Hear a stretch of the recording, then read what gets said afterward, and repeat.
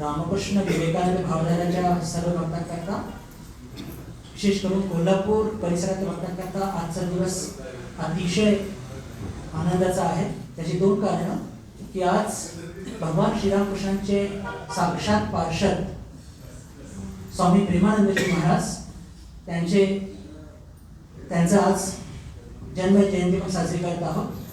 आणि त्याच्याच बरोबर आपल्याला रामकृष्ण संघाचे वरिष्ठ महाउपाध्यक्ष श्रद्धेय स्वामी सुरितानंदजी महाराज हे सुद्धा आपल्याला लाभलेले आहेत. हे आपलं परम भाग्य आहे. महाराजांचं आपल्यावरती निरतिशय प्रेम आहे हे सांगणं बिलकुल अयोग्य ठरणार नाही. त्याची पावती सुद्धा मी आपल्याला देतो. काही दिवस आधी बेळगाव आश्रमातून मला हे सांगण्यात आलं की महाराज या परिसरात येत आहेत, म्हणजे बेळगावला येत आहेत दीक्षेकरता. आणि हे ही सूचना मिळाल्यानंतर मी लागलीच श्रद्धेय महाराजांच्या पीएनं संपर्क केला आणि त्यांना सांगितलं की हे आश्रम आत्ताच ज्याला म्हणतो की जन्म झालेला आहे, अपकमिंग आज सेंटर आहे आणि महाराज इथे आले तर फार बरं होईल. महाराज मी त्यांना विनंती केली आणि आपल्या फक्त एका विनंतीवर महाराजांनी आपल्याला होकार दिलेला आहे. तर हे अत्यंत आनंदाची बाब आहे आणि महाराजांचं आपल्यावरती निरतिशय प्रेमाची पावती आहे. मी तुम्हाला अजून दोन्ही पावती देणार आहे आणि प्रत्येक पावतीनंतर आपण जास्त टाळल्या पाहिजे. हां, त्यात ते कमी नसली पाहिजे. कारण की महाराज इतका त्रास सहन करून जर इथे येतात तर त्यांच्याप्रती आपण श्रद्धा कशी व्यक्त करू शकतो. काही दिवस आधी महाराज उत्तर भारतमध्ये होते आणि नेमकं त्याच वेळेस मी सुद्धा दिल्लीला होतो काही कामानिमित्त. आणि आमची थोडी चुकामुक झाली. माझं तिकीट आधी होतं, मी आधी निघून आलो. पण महाराज इथे दिल्लीला अस्वस्थ होते. त्यांना 2 आजारांनी जबरदस्त पछाडलं आणि मग तिथे त्यांचे वृंदावनमध्ये उपचार त्यांचा होत होता. आणि काही अत्यंत महत्त्वाच्या कारणामुळे डॉक्टर सोडायला तयार नाही, तरी सुद्धा महत्त्वाच्या कारणामुळे महाराजांना बेलूर यावं लागलं आणि तिथे त्यांच्यावरती तो उपचार सुरू होता. आणि महाराजांची तब्येत थोडी नाजूक, पण त्या औषधाची तीव्रता जबरदस्त होती. काय होतं काही म्हणजे काय होणार, महाराजांचा हा दौरा होणार की नाही हे सगळं खूप साशंक होतं. पण भगवान श्रीरामकृष्णांच्या असीम कृपेने आज महाराज आपले समक्ष उपलब्ध आहेत. आणि विशेष करून की महाराज आपल्याला संबोधनाकरता तयार झाले आहेत. हे त्याची मी तुम्हाला दुसरी पावती देतो की त्यांचं हे संबोधन देण्याकरता तयार होणं.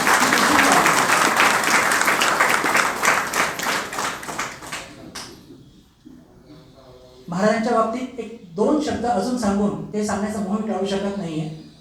विशेष करून त्याचं तत्व असं की रामकृष्ण संघामध्ये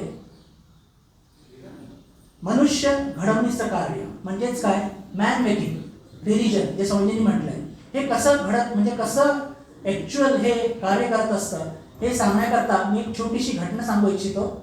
मला सांगताना फार गौरव वाटतोय बंधू भगिनींनो की मी महाराजांचा विद्यार्थी आहे. 2000 ते 2002 साली मी जेव्हा ट्रेनिंग सेंटरमध्ये होतो, महाराज ट्रेनिंग सेंटरचे इंचार्ज होते.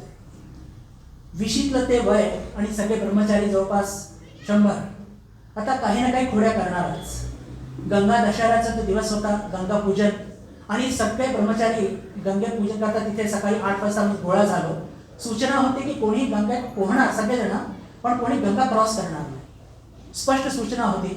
पण आमच्यापैकी 2 ब्रह्मचारी ते पोहता थोडे पुढे गेले आणि त्यांनी चॅलेंज लावलं, पैस लावली की चलतो का रे तिकडे पार. तर म्हणे चल. नियम काय सांगितला होता तरी सुद्धा ते दोन्ही ब्रह्मचारी पार गेलेत. आणि तिकडे गेल्यानंतर मग लक्षात आलं की सूचना काही दुसरी दिली गेली होती. आणि इकडे आम्ही पण घाबरलेलो, ते दोन्ही घाबरलेले की आता हेडक्वार्टर्समध्ये आपली चांगलीच पेशी होणार. आणि जेव्हा आत्मग्लानीने ते दोन्ही ब्रह्मचारी महाराजांकडे उपस्थित झाले तरी दोघांचे चेहरे फार पडलेले होते. पण दोघांनी महाराजांना साष्टांग प्रणाम केला आणि काहीच बोलले नाही. फक्त महाराजांनी एक शब्द त्यांना विचारला की तुम्हाला बोध आहे का की तुम्ही ही चूक केली. तर तेव्हा ते दोन्ही ब्रह्मचारी म्हणाले की हो, मी चूक केली की याचा मला बोध आहे. आणि असं म्हटल्यानंतर महाराजांनी त्यांना कोणत्याही प्रकारची त्यांना काही म्हणजे बोलले नाही किंवा काही त्यांना शिक्षा केली नाही. शिक्षेचा प्रश्नच येत नाही. तर ही घटना तुम्हाला मुद्दा मी का सांगतोय की मुख्य मुद्दा जो आता पुढे येतोय त्या दिवशी वर्गामध्ये दुपारच्या हा मुद्दा उचलला गेला आणि महाराजांनी आम्हाला एक सक्त ताकीद दिली की पहा, ज्या गोष्टी, जे नियम तुम्हाला वरिष्ठ सांगतात, लक्ष द्या बरं, काहीतरी जीवन घडवण्याच्या संदर्भामध्ये फार महत्त्वाचं आहे मला असं वाटतं. महाराजांनी मला सूचना दिली की जेव्हा तुम्हाला काही वरिष्ठ सांगतात की असं करू नका, तर त्या गोष्टी विशेष करून रामकृष्ण विवेकानंद परंपरेमध्ये त्याला फार महत्त्व असतं. नियम माहीत असून बोलणं म्हणजेच काय की एका प्रकारच्या ज्याला म्हणतो की डेंजर्स किंवा ज्याला म्हणतो की एका प्रकारच्या धोक्याशी खेळणं असतं. आणि कोणत्याही साधकाला, कोणत्याही साधूला जेव्हा हे माहीत असतं की इथे धोके आहेत, तर तिथे मुळीच कोणत्याही प्रकारचं जोखीम घेऊ नये, हा फार मोठा सिद्धांत त्या दिवशी महाराजांनी आम्हाला शिकवला. आणि पहा, आज जवळपास या घटनेला 20 किंवा 21 वर्ष होत आहेत, पण ही घटना आज सुद्धा माझ्या मनावरती स्पष्टपणे कोरल्या गेलेली आहे. पहा की महाराजांनी प्रेमापोटी घडवलं सुद्धा, शिक्षेचा काही प्रश्नच नव्हता, पण त्याच्या व्यक्तिमत्वामध्ये इतकी ताकद होती की ते दोन्ही ब्रह्मचारी पूर्णपणे जन्माती हतबळ होऊन त्यांच्या चरणाशी आले होते. तर हेच वैशिष्ट्य रामकृष्ण संघाचं बंधू भगिनींनो, की मनुष्य घडणीचं हे जे तत्व आहे ते कसं आहे, इथे प्रेम पण आहे, पण ते प्रेम कसं आहे, ते मुलांना वाया घालवत नाही, तिथे आसक्ती नाही आहे. ते प्रेम कसं आहे, त्या प्रेमातून खूप चांगले साधू घडतात, साधक घडतात आणि भक्त घडतात. तर असे जे आपल्यावरती सगळ्यांमध्ये प्रेम करणारे, आपल्याला घडवणारे श्रद्धेय महाराज आपल्या समक्ष आज उपस्थित आहेत आणि ते आपल्याला संबोधणार आहेत. याचा मला फार आनंद आहे. आपल्या सर्वांच्या वतीने मी महाराजांचा पुष्पहार अर्पण करून त्यांचं स्वागत करतो आणि त्यानंतर महाराज आपल्या सर्वांना संबोधित केले.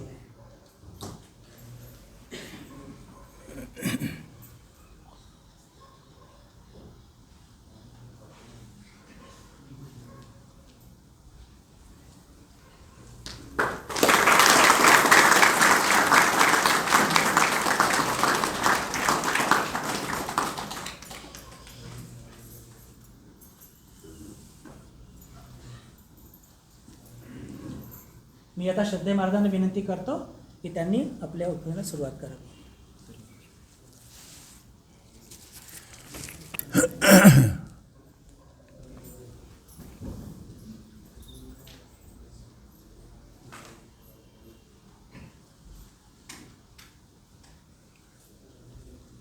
श्रद्धेय माइक है, ठीक है. श्रद्धेय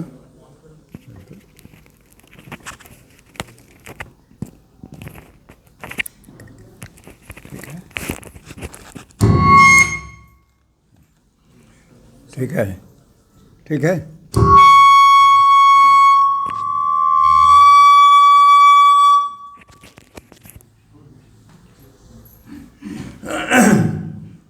अभी ठीक है तो ठीक है बस. श्रद्धेय सन्यासीवृंद, भक्तवृंद, सबसे पहले मैं माफ़ी मांग लेता क्यों नहीं, मैं आपका जो मातृभाषा है वो भाषा में मैं बोल नहीं सकता, कि इसी कारण तो मैं हिंदी में बोलने की कोशिश करूँ.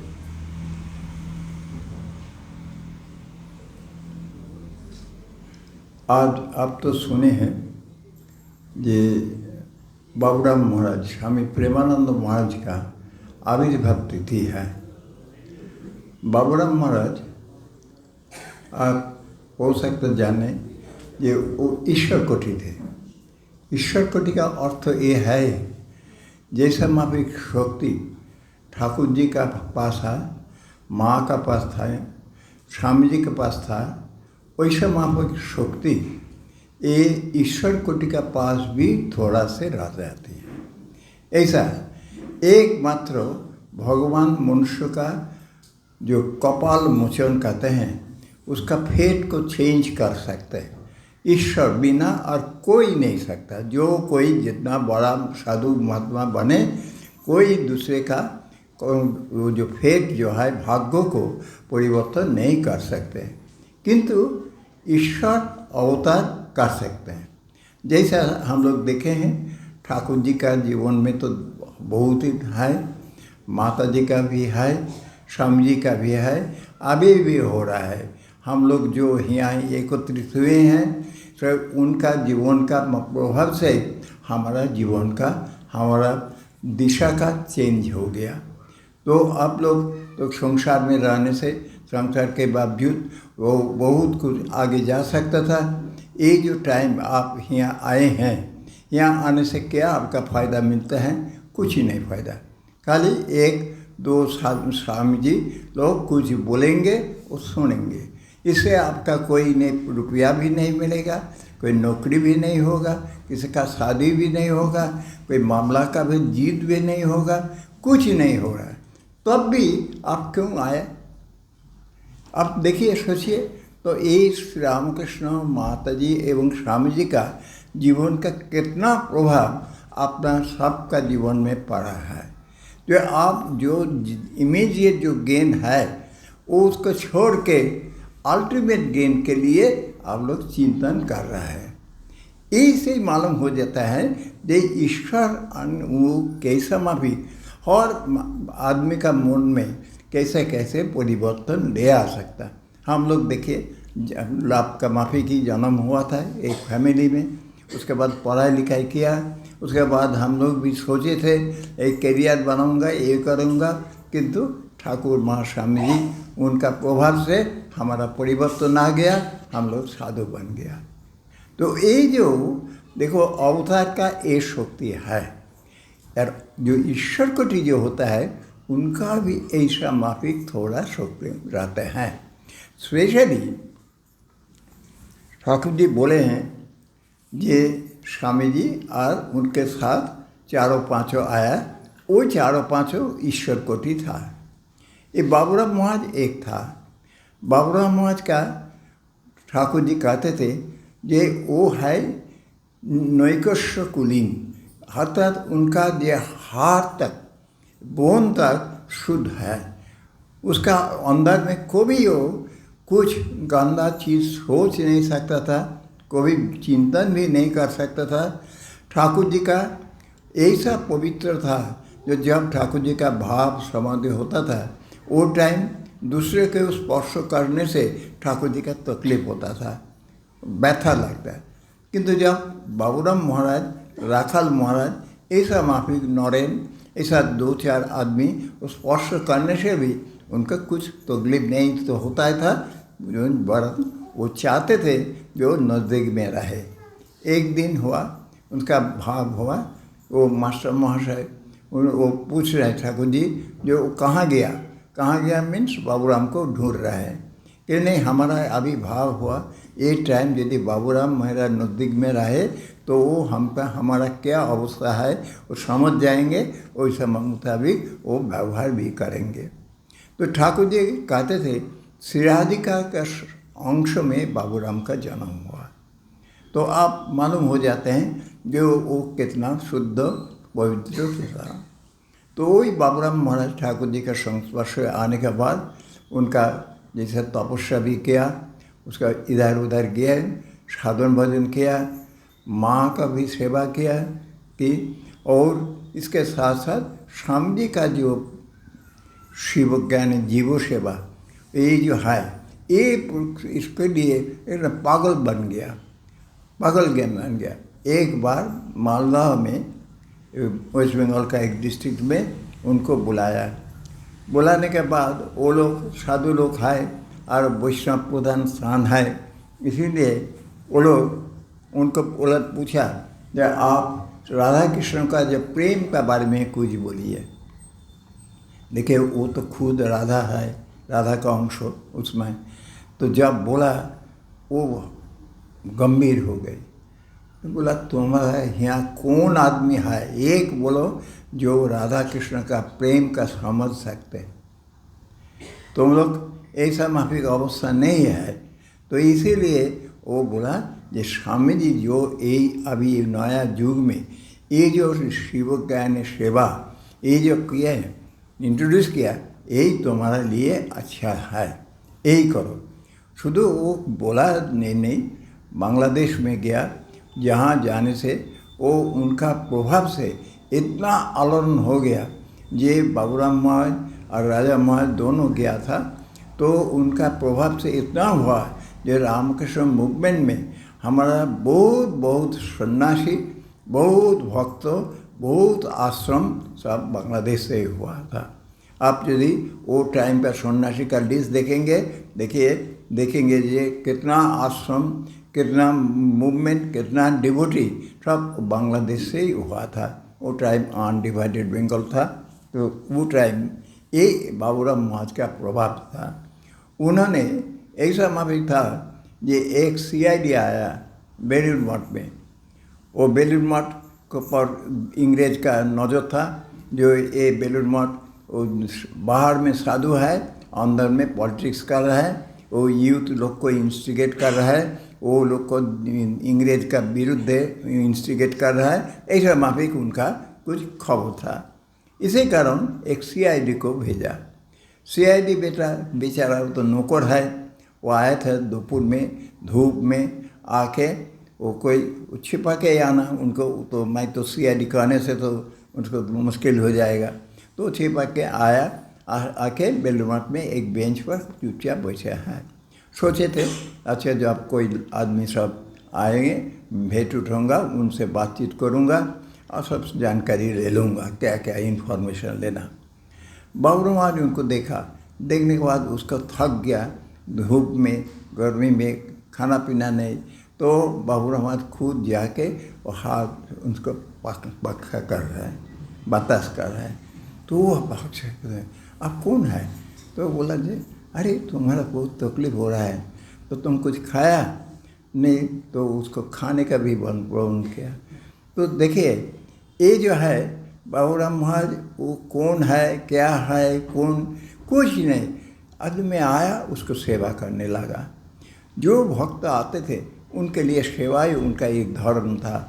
कभी मैंने अनटाइमली आ गया तो वो साधु ब्रह्मचारी को कोई तकलीफ नहीं देना, कहना यही पूरा परिश्रम करके दोपहर में थोड़ा विश्राम कर रहा है, सुबह 3 बजे उठते हैं, सारा दिन काम किया, थोड़ा विश्राम कर रहा है, उनको डिस्टर्ब नहीं करूँगा।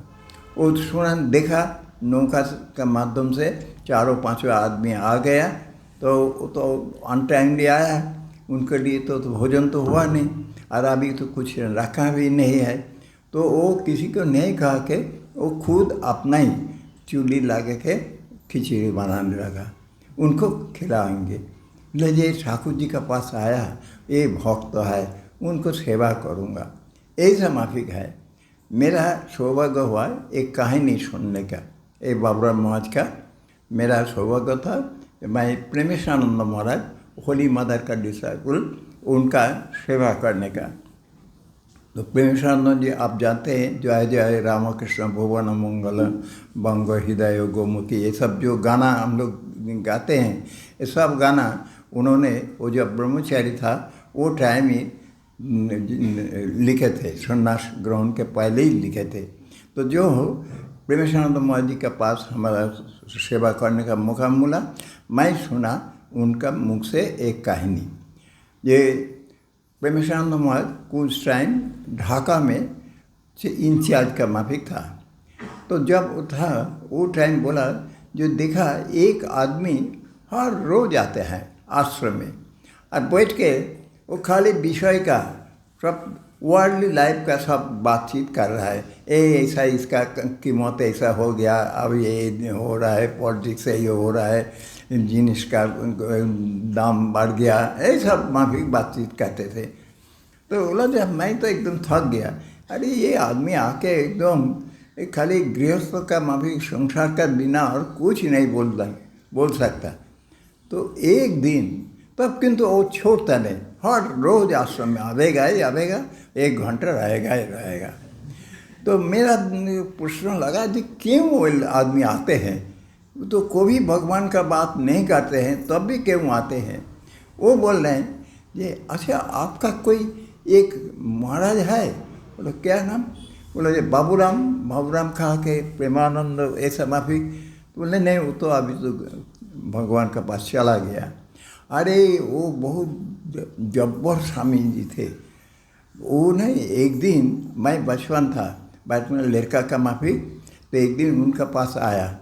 उनका आने से उनका प्रणाम करने के बाद वो मेरा पीठ पर ऐसा माफिक एक हाथ रखा। वो इतना शीतल और इतना शुद्ध पवित्र एक हाथ का स्पर्श मैं अभी भूल नहीं सकता। तब प्रेमेश्वर महाराज बोला जे मैं समझ गया जे बाबूराम महाराज इसका भाग्य को परिवर्तन करा दिया, उसका एकदम ट्रैक चेंज कर दिया। वो जब मरेंगे तो वो टाइम यही सोच के मरण होगा, उसका मुक्ति मिल जाएगा ही जाएगा। यही है बाबूराम महाराज का माफिक आदमी। आज उनका ये जन्म का तिथि, इसका अवसर पर आज तो तुम्हारा शेड्यूल था बाबूराम महाराज के बारे में कुछ आलोचना होना था, किंतु मैं आ गया, इसीलिए महाराज जी कुछ बोला नहीं। मैं इसी अवसर में 2-4 थोड़ा सा कुछ बोल दिया।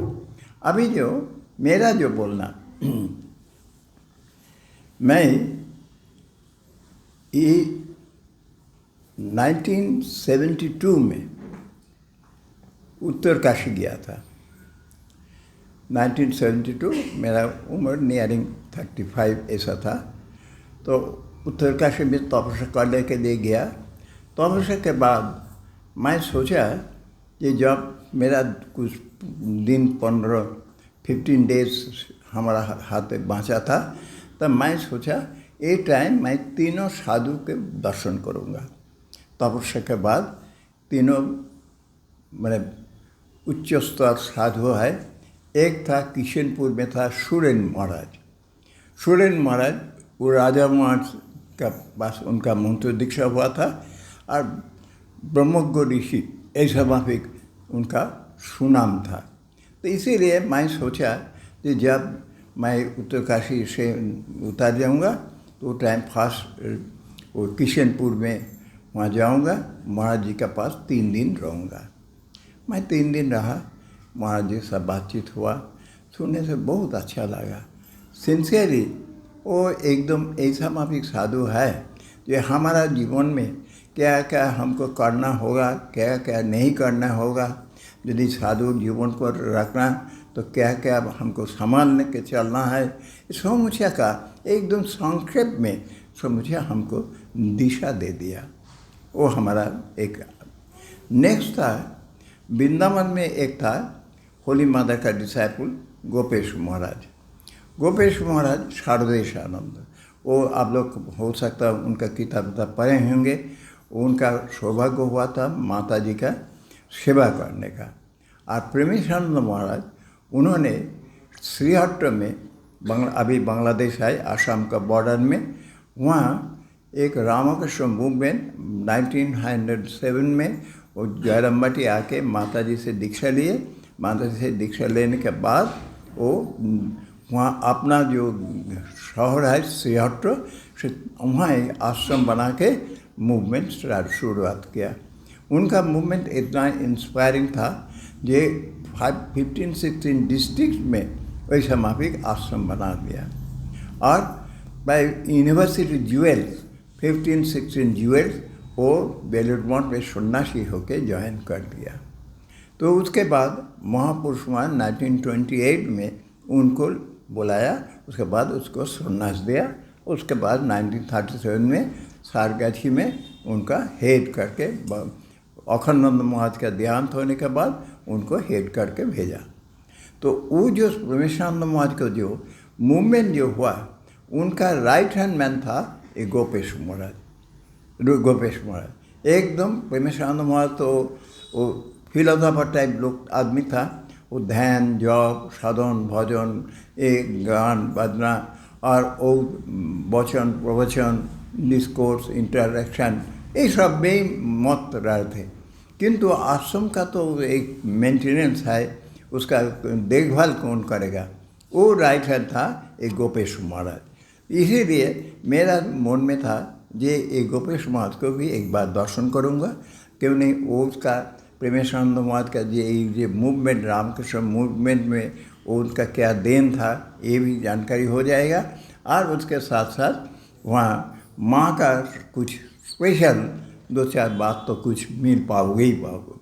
तो इसी कारण उनका पास गया।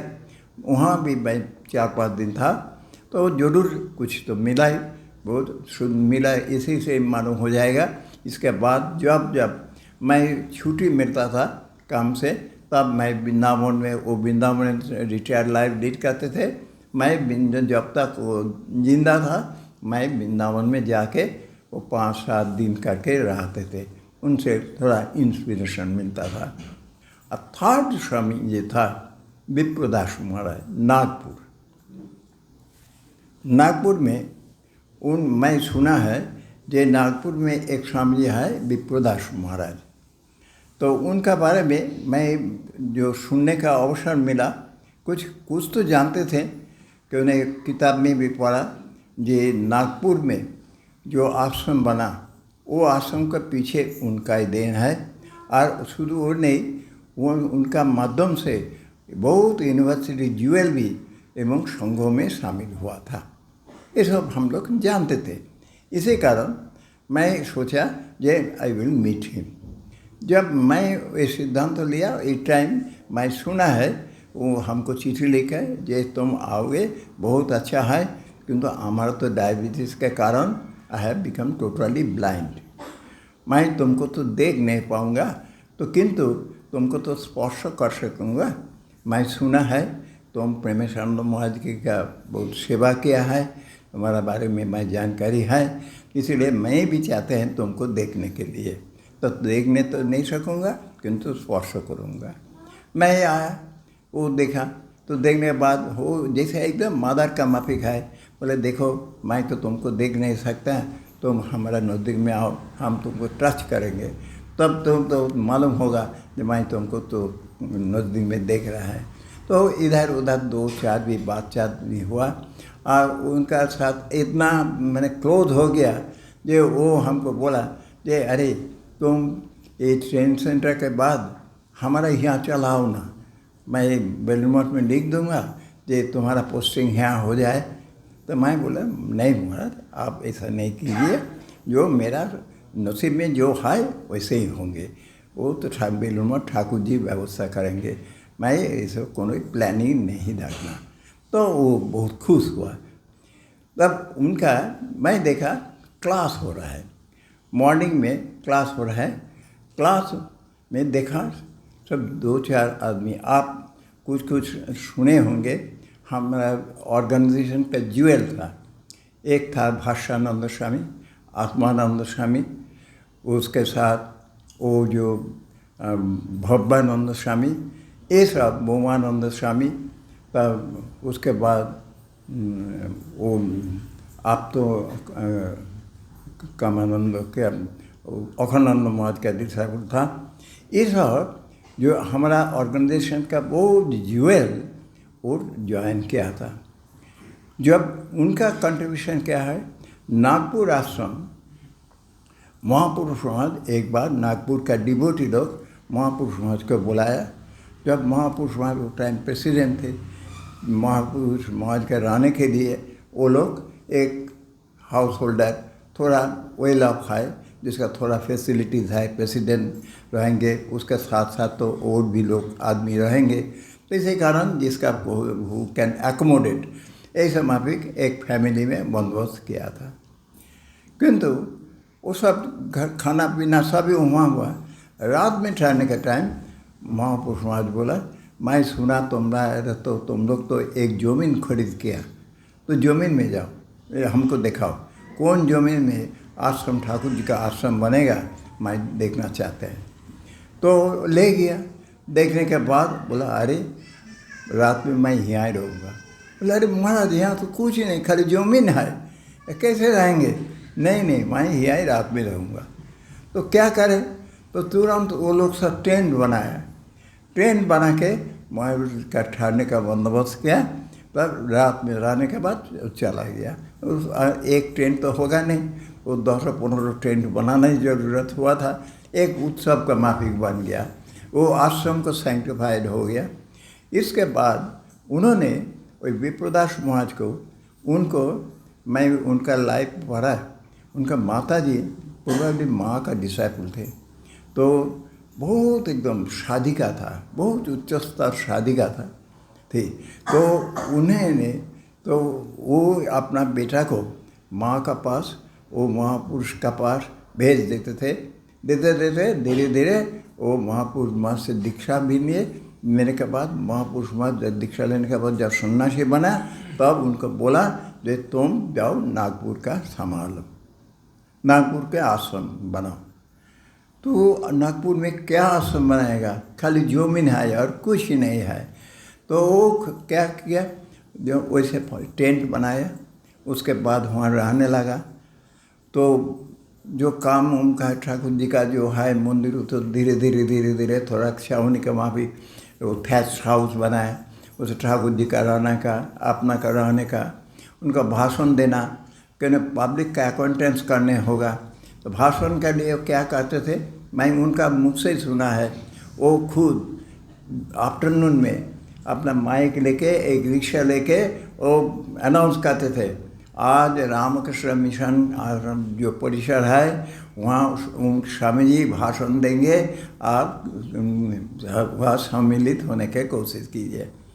नहीं, वो आके फिर अपना ही वो टेबल सेट करना, वो चेयर कुर्सी सेट करना, अपना भी भाषण भी देना।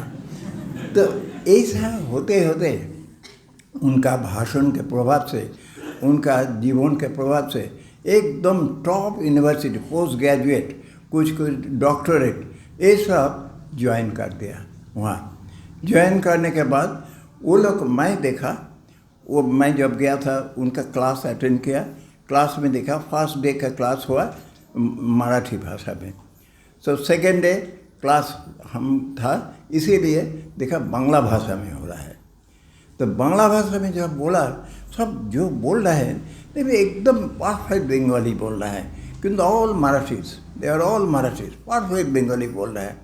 तो मैं महाराज जी को पूछा, मैं महाराज आप इसको इतना सुंदर बांग्ला सिखाया? बोले नहीं, I have not taught them anything, rather I discourage them. किंतु वो सीख लिया। क्यों सीखा? दो कारण है। एक है out of love for me, वो देखा है यदि हम यदि महाराज जी से बांग्ला में बात करें, महाराज तो थोड़ा कंफर्टेबल फील करेंगे, इसीलिए वो बांग्ला सीखने लगा। जस्ट टू मैंने अपीज मी, हमको सेटिस्फैक्शन के लिए बांग्ला सीखने लगा। जब वो कोशिश कर रहे हैं तब मैं तो इनकरेज किया, क्यों नहीं, मैं बोला तुम अच्छा ही होगा, तुम वचनामृत, माँ का बातें, ये सब किताब ओरिजिनल बांग्ला में भी पढ़ सकोगे। वो तो शार्ट था, यूनिवर्सिटी ज्वेल्स था, सब मेडल, गोल्ड मेडल मिलने वाला सब था। तो भाष्यानंद वे सब अभी सब था, बोमानंद वो सब। तो वो लोग अपना मेहनत करके एकदम इतना सीखा। मैं देखा, I had the opportunity to listen to leela prasang, very difficult, Bengali में भी वेरी डिफिकल्ट है। तो वही क्लास हो रहा है एवं वो लोग क्लास कर रहे हैं एवं क्वेश्चन आंसर कर रहे हैं, सब everything they did in Bengali. ये देखिए, मैंने एक आदमी कितना प्रभाव कर सकते हैं।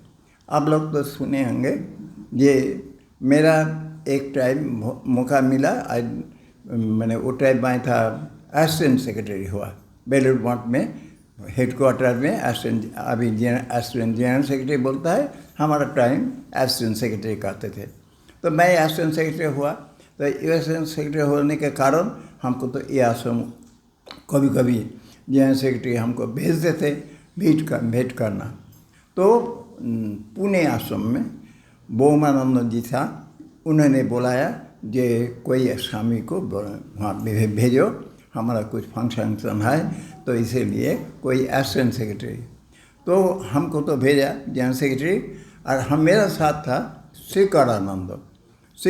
वो तो यहाँ का है, हिंदी भाषी या बिलासपुर का लड़का था, वो भी वहाँ का स्टूडेंट था, नागपुर का, वो महाराज विप्रदास महाराज का स्टूडेंट भी था। वो भी इंस्पायर होके, वो मैथ का डॉक्टर थे, तो वो ज्वाइन कर दिया। तो उनका साथ मेरा बहुत प्रेम हो गया। इसी कारण मैं बोला जे हम जाऊंगा, जे प्रोवाइडेड शेखरानंद अकम्पनीज मी, कि नहीं वो हिंदी भाषी है और वो मराठी भी जाते हैं, तो वो आने से कुछ ये लोग का साथ बातचीत कर सकेंगे, मेरा भी हेल्प होगा, मैं उनका सपोर्ट मिल पाऊँगे। इसी कारण मैं बोला वो भी आया।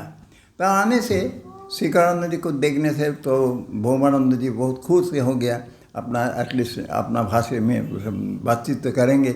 और मेरा साथ भी वो बोला देखो तुम तो हमारा ये भाषा तो नहीं बोल सकोगे, तुम हिंदी में ही बोलो। तो हिंदी में बोलो और यदि कोई मैं ज़रूरत होंगे तो आई शैल मैनेज इट, तो मैं कुछ ट्रांसलेशन करके मैनेज कर दूंगा। तो ठीक है, वो वहाँ से पूना से बोला चलो तुमको ले जाऊंगा ये सब 1-2 सब प्राइवेट सेंटर औरंगाबाद भी ले गया।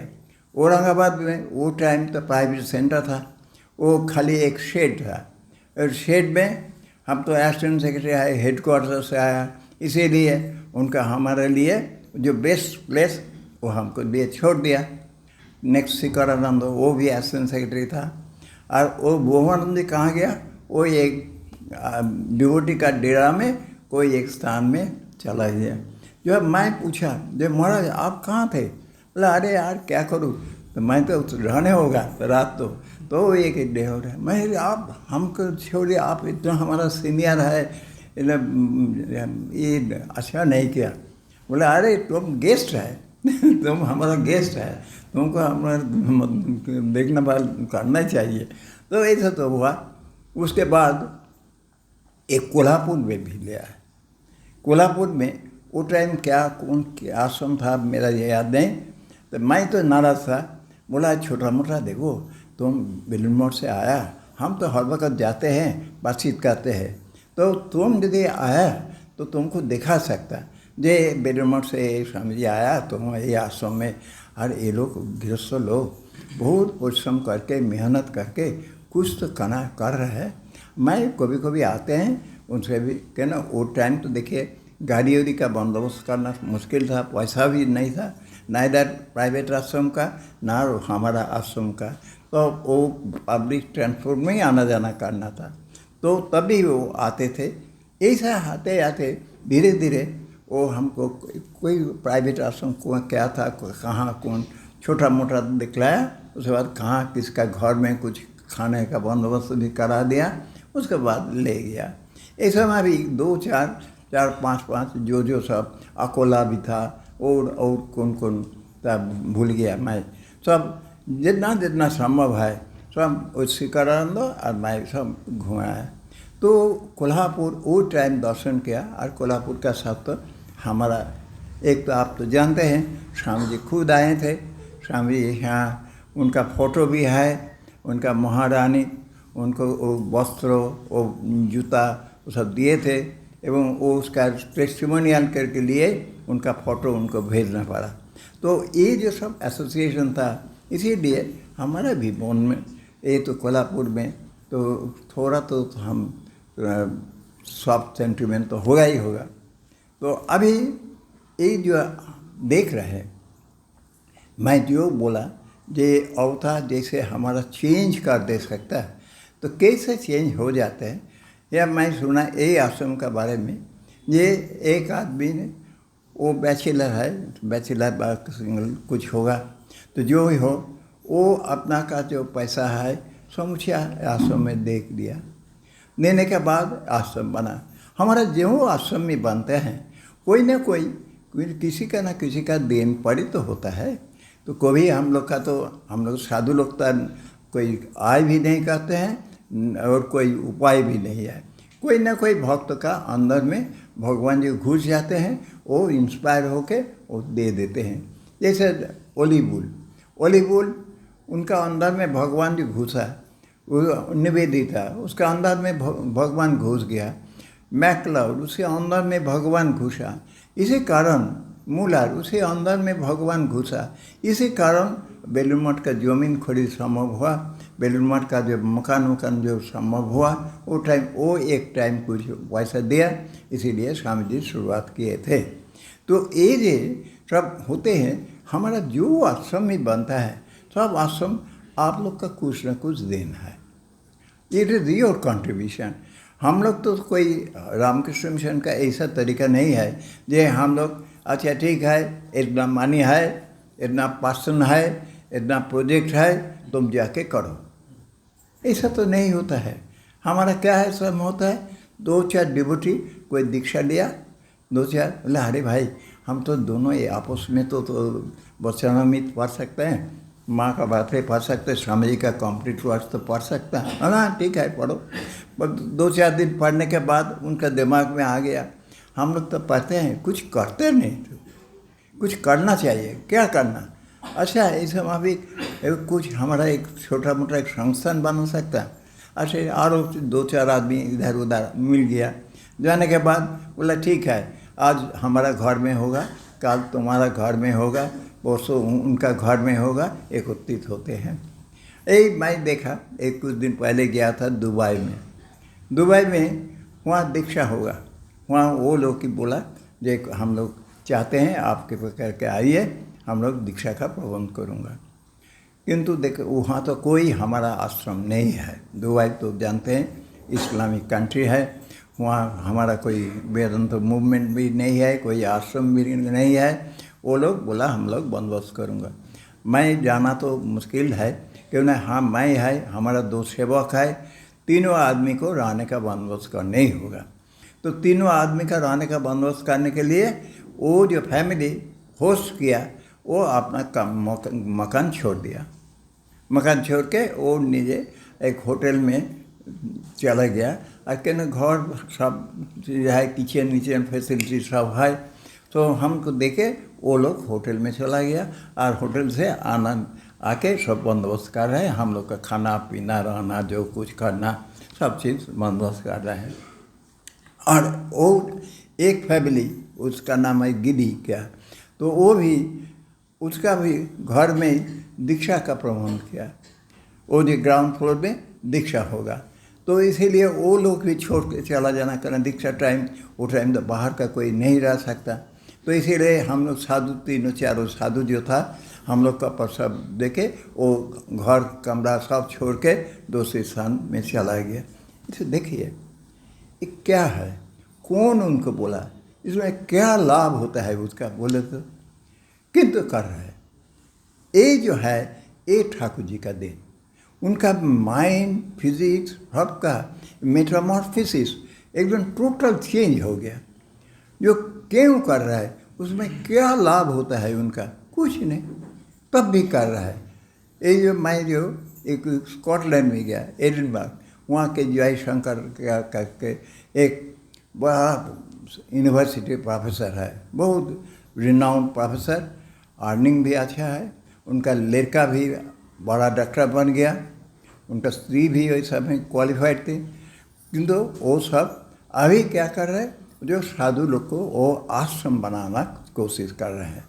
जो बोले तो मेरा तो लड़का बन गया, अभी उनका शादी भी हो गया, वो तो नहीं वेल इक्विप, तो मेरा जो टाइम है मैं यहाँ एक आश्रम बनाऊँगा।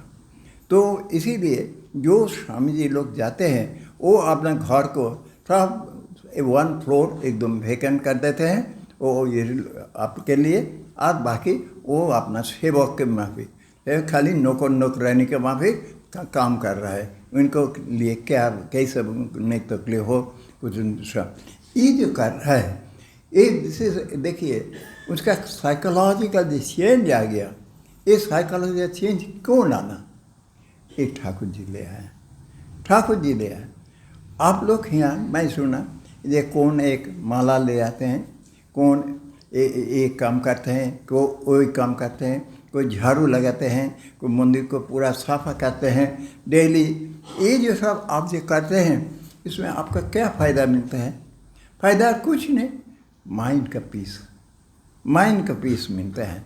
और ये जो है वर्क के लिए जो कुछ अभी हम लोग इतना दिन तक पढ़े हैं, जो हम लोग का जब साधन भजन करने के लिए अथा तो ब्रह्म जिज्ञासा अथो योगम अनुशासाम तो भक्ति व्याख्यासाम अर्थ जे तुम यदि प्रिपेयर हो तो अब तुमको मैं बोलूँगा। अर्थ का अर्थ ये है, अर्थ है तुम प्रिपेयर है इसलिए तुमको भाई भगवान का बात करूँगा। तो वो जो अर्थ का अर्थ है जम नियम आसन प्राणायाम प्रत्याहार धारणा ध्यान। तुम प्रत्याह तक जब पहुँचे हैं तब तुम्हारे साथ मैं भगवान का बात करूँगा। आने ठाकुर जी आने के बाद बदल हो गया। ये सब चीज़ जम नियम आसन प्राणायाम, ये अहिंसा सत्य अस्त्र ब्रह्मचर्य, सब कुछ ज़रूरत नहीं है। क्या हुआ? ठाकुर जी बोल रहे एक दिन लाटू ध्यान कर रहा है, तो लाटू ध्यान कर रहा है, ठाकुर जी कह रहे हैं तुम जिसका लिए ध्यान कर रहा है वो तो मैदा फेंस रहा है, तो तुम उसको मदद करो जाके। तो ठाकुर खुद भी देखिए, जब उनका जब बीमार हुआ तो बीमार के टाइम क्या कर रहे हैं, तो बलराम को बोला जे देखो हमारा जो खाने को है ना, ये ज़्यादा करके खाना अच्छा नहीं लगता है, तुम हमारा खाने का बंदोबस्त करो, हमारा ये पर्सनल सेवा तुम करो। वो तो बहुत कृतज्ञ हो गया, ये तो मौका मिला। सूरज को बोला क्या, जैसे ये लोग सब मैंने लो इनकम ग्रुप है, उसका तो पास पैसा ज़्यादा नहीं है, तुम्हारा पास थोड़ा पैसा है, तुम एक मकान का जो किराया है वो 80 रुपीज़ पर मंथ, वो तुम इसका जिम्मेदारी ले लो। और मास्टर महाशय उनका पास बुद्धि है किंतु पैसा नहीं है, उनको भी लगा दिया तुम डॉक्टर का साथ हर रोज़ जाना आना, हमारा इन्फॉर्मेशन देना। ये जो कर रहा है इसमें क्या हुआ, एक भगवान का सेवा हुआ। ये जो भगवान का जो एक नया तरीका जो सेवा हो सकता है, ये एक नया दिशा दिखा दिया। जो आज ये मैं पढ़ा ये सूर्य महाराज निर्वाणानंद स्वामी, उन्होंने उनका भगवान का कृपा से राजा महाराज का सेवा करने का मौका मिला। तब वो टाइम एक हवा था, एक माहौल था, ये साधु लोग तपस्या में जाएंगे, पैदल में पूरी ब्राज करेंगे, भीख मांग के खाएंगे, ऑस्ट्रालिटी करेंगे, ये सब एक स्टाइल का माफिक एक कल्चर था। तो उनका सुना है कि ये स्वामी जी वहाँ तपस्या में गया, नर्मदा में गया, वो हिमालय में गया, वो उत्तरकाशी में गया, ये सब सुनता है। सुनने के बाद वो छोटा मोटा था, तो उनका दिमाग में आया मैं साधु बना, हमको भी तपस्या में जाना होगा। तो राजा महाराज को बोला महाराज हम आपका तो सेवा में मैं फंसे हैं, मैं अभी तपस्या में जाऊंगा, सब जाते हैं मैं भी जाऊंगा।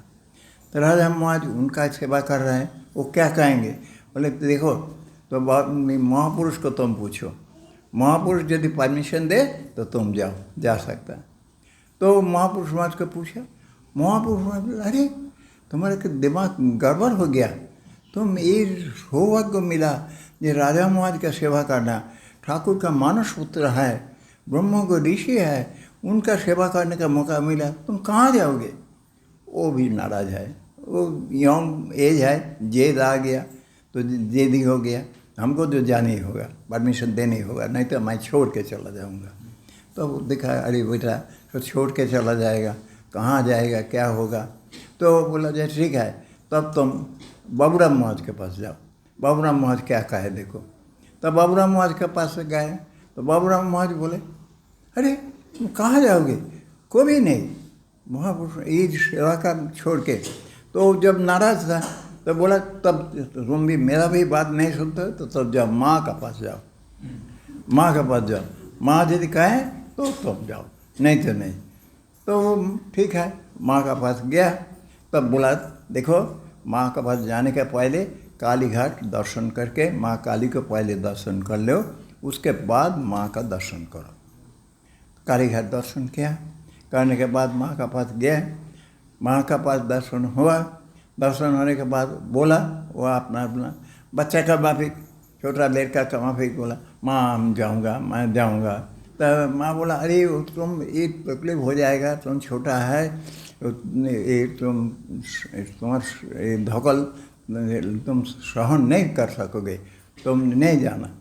तो जब देखो एकदम लाचार है, माँ तो है, तो बोला ठीक है तब जाओ, किंतु एक काम देखो कभी ज़बरदस्त नहीं करना, यदि कोई तुमको सेवा में व कोई कुछ साहाय्य दे रहा है और लेना, तुम नहीं लूँगा ऐसे नहीं बोलना।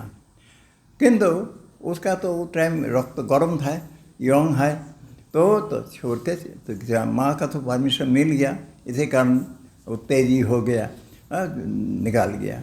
जाने के बाद जो जैसा माँ का जो कष्ट था ठीक ऐसा ही हुआ। 3 दिन के अंदर वो ब्रह्मचारी का पोशाक था, भिक्षा फिक्षा कुछ नहीं मिलता, खाना नहीं, पैदल में जाना, पैसा भी नहीं है, पैदल में जाना, एकदम दर्द हो गया, घाव हो गया पाँव में। क्या करे, एक पेड़ के नीचे बैठा था तो सो गया। तो अचानक देखा एक गाड़ी आई, गाड़ी आने से उसे एक आदमी निकाला, बोला अरे वो भक्त आदमी था, वो राजा महाराज के पास आना जाना करते थे, तो उसको तो देखा, तो इसीलिए बोला अरे सूजी ना तुम यहाँ क्या कर रहा है? बोलो नहीं मैं तो हम वहाँ जाऊँगा, माता जी हमको परमिशन दिया है। तो माता जी परमिशन दिया, तो तुम्हारे यही तबीयत यही कैसे तुम जाओगे? खाओ तो हमारा पास तो है, खाना वाना अच्छा से खिला दिया।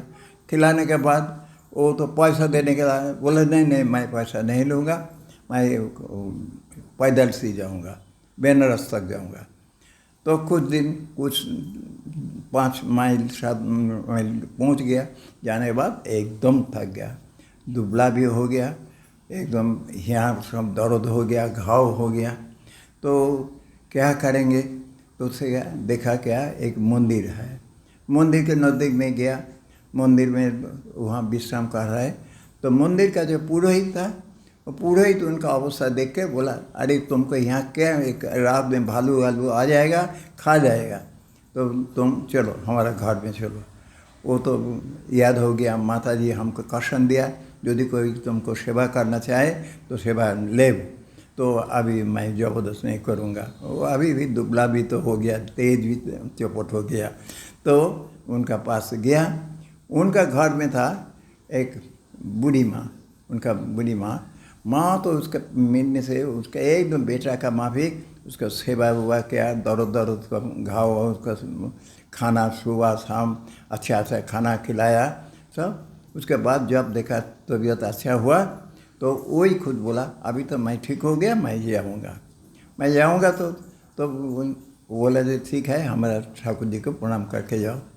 ठाकुर जी का प्रणाम करने के गया, बहुत ठाकुर है, उसमें देखा श्री राम कृष्ण। तो श्री राम कृष्ण को देखने से आप कैसे भी एक जानते हैं कौन है? बोले नहीं जानते, मैं सुना बंगाली का कोई, बांग्लादेश का कोई एक बड़ा महात्मा है, ऐसा सुना है।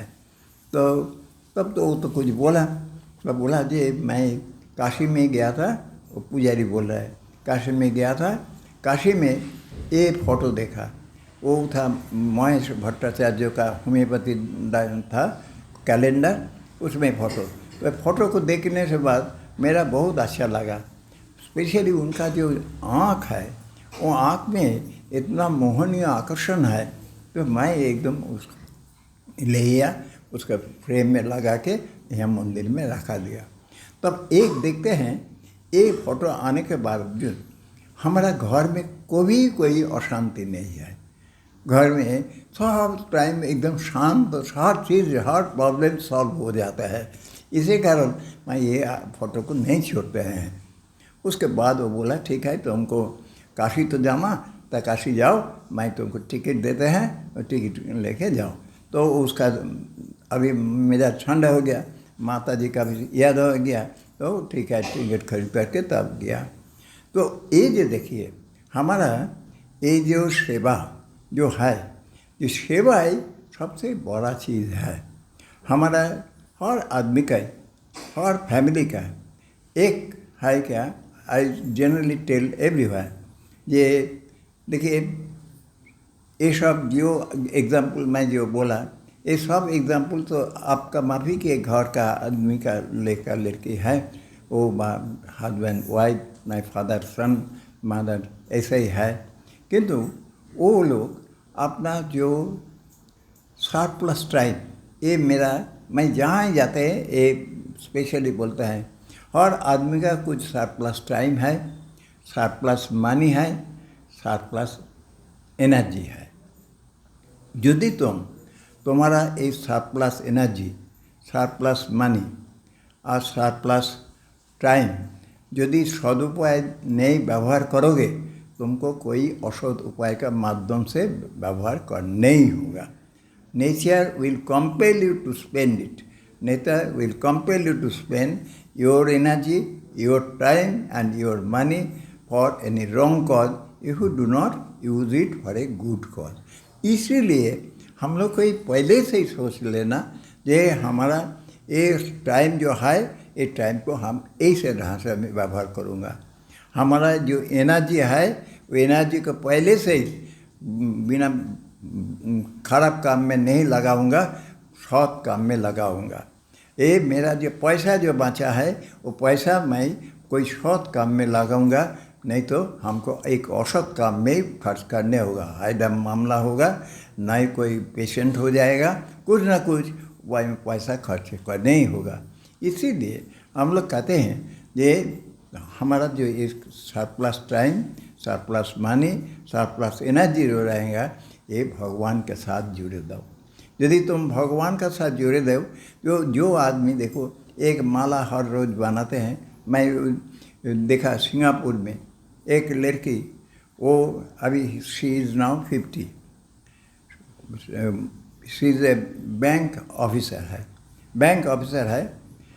तो हमारा सिंगापुर आश्रम में डेली वो आते हैं और आने के बाद शादी नहीं किया, सिंपल है।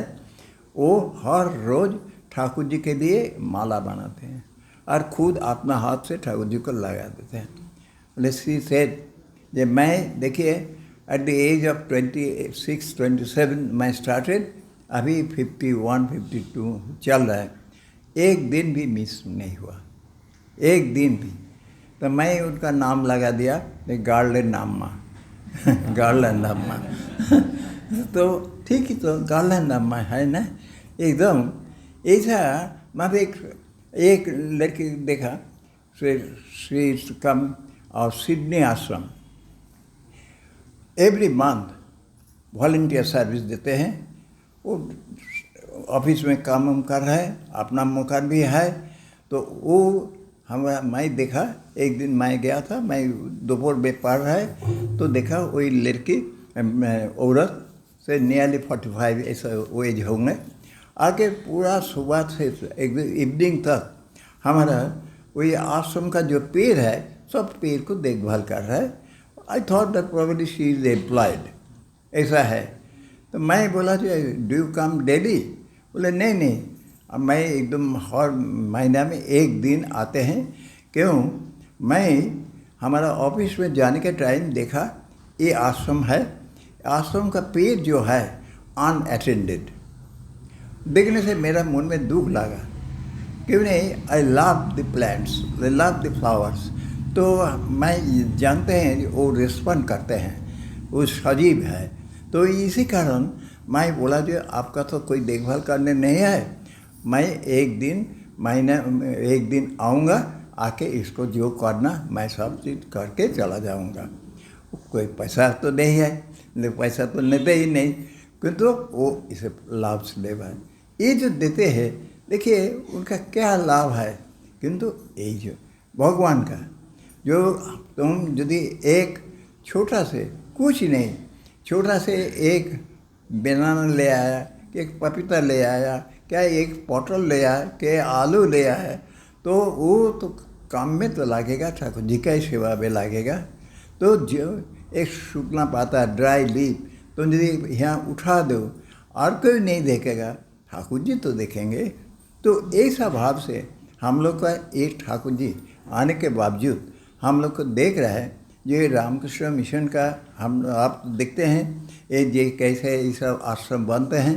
तो एक ऐसा है ये जैसा हो, मैं कुछ न कुछ उपाय से माध्यम से आश्रम के साथ जुड़े रहूँगा, आश्रम को कुछ न कुछ मदद करूँगा। जो नहीं है, हमारा मनी नहीं है तो मैं तो फिजिकली कुछ कर सकते हैं, फिजिकली नहीं है तो मैं साइकोलॉजिकली तो कुछ कर सकते हैं, तो जॉब तो कर सकते हैं। ठीक है, ये आश्रम का कल्याण के लिए, आदमी का कल्याण के लिए मैं आज 10 बार अधिक जॉब करूँगा, ये तो हम लोग कर सकते हैं। ऐसा है, ये नया साधन भजन ठाकुर माँ श्याम जी आके हम लोग को दिखा दिया। माता जी कहते थे ये नरेन आके ये निष्काम कर्मों का माध्यम से नया साधन मार्ग चुना है। ये जिसका पसंद होगा करेगा, जिसका अपसंद होगा वो छोड़ के चला जाएगा, उसका जरूरत नहीं है। माता जी एक नया साधन भजन, ये नया दिशा ठाकुर जी दिखाया। माता जी तो पूरा लाइव ही ऐसे था। तो पढ़े हैं ये माता जी 3 बजे उठ के एक शंकर स्वामी और खोका महाराज आए जयराम बाटी माँ का पास रहेंगे, किंतु देखा क्या 5 बजे धूप ये जाड़ा का टाइम, कुआशा भरा है, देख रहे 2 औरत सिर पर सामान लेके कुमड़ा लाव ये सब लेके खड़ा है। तो वो दोनों सुबह में वो टॉयलेट करने के लिए बाहर गया था मार्ट में, तो देखा वो 2 औरत। देखने के बाद खोका महाराज बोला शंकर जी को, नहीं रे तुम देखा कौन है? बोले माँ तो क्या कर रहे? बोले हम लोग आया कोलकाता से, तो हम लोग को खिलाने के वास्ते वो इसका घर से मांग के सब सब्जी ले रहा है। देखो हम लोग यदि रहें तो माँ का तकलीफ होगा, हम लोग 2 दिन बाद चला जाऊंगा। तो ये जो देखो ये जो माँ, वो तो दूसरे को भी बोल सकते और वो अपना खुद करने का कोई ज़रूरत नहीं थे, किंतु इनकॉग्निटो कौन टाइम चुना? वो तो दिखाने के वास्ते 8 बजे 9 बजे भी जा सकते थे, किंतु ये टाइम चुना जो टाइम कोई नहीं देखेगा, यही समय हुई। तो ये जो भाव, ये नया साधना, नया तपस्या ये माता जी ने शुरुआत किया था। हम लोग वही उसका मार्ग पर चल रहे। मैं प्रार्थना करते हैं तो हम लोग को भी ईश्वर ऐसा शक्ति दे, सामर्थ्य दे, अपना जीवन में भी शांत रहे, आनंद में रहे, आप उसका सेवा करके जीवन को उन्नत करें। नमस्कार।